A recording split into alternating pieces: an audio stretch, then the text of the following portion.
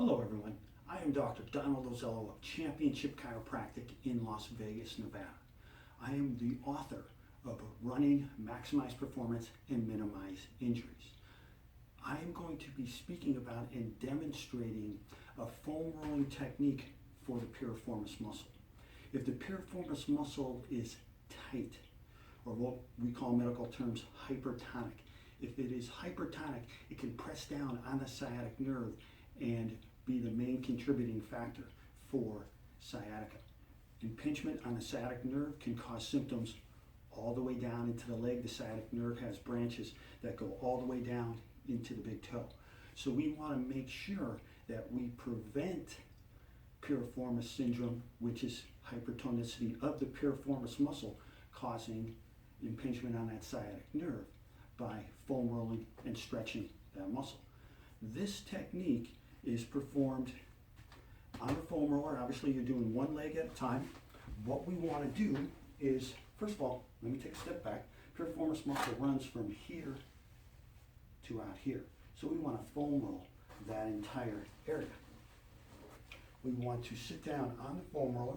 Now this can be done, as I said, as a preventive tool. You want to do both sides. It can also be done while you have the symptoms. If the symptoms are severe, it may be very difficult to do this one, but it is something that once the symptoms lessen and you can get into this position, you can start doing this, and you always want to use very, very mild pressure. You don't want to overdo it.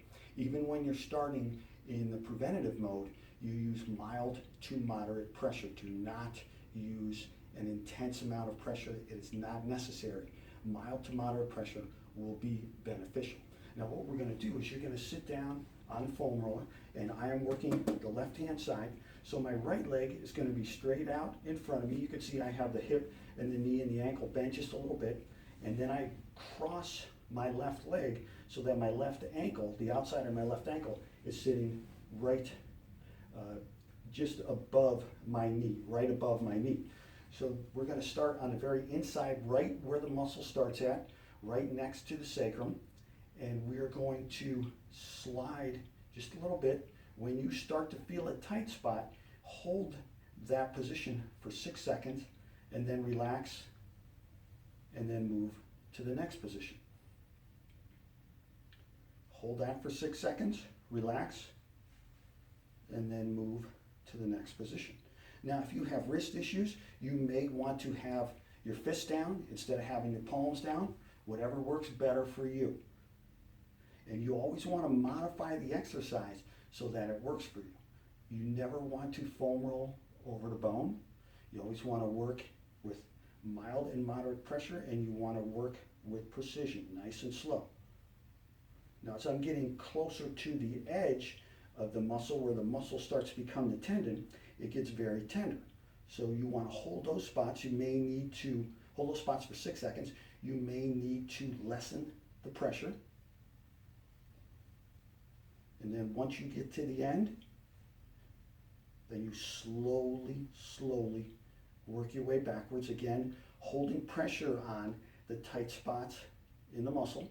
Hold it for 6 seconds. You do not need to hold it any longer. And then continue moving, work the entire muscle. Once you get back to the origin, you can actually modify how you target the muscle by how you position your upper body. You can sit higher up, you can lean back a little bit like I just was, or you can lean back really far. Really, whatever works best for you. A lot of folks, when they're leaning back really far, it is very tender and very sensitive for them.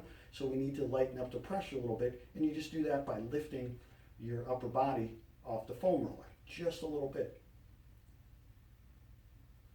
Again, when you hit a tight spot, hold it for 6 seconds and relax, and then continue along the course of the muscle.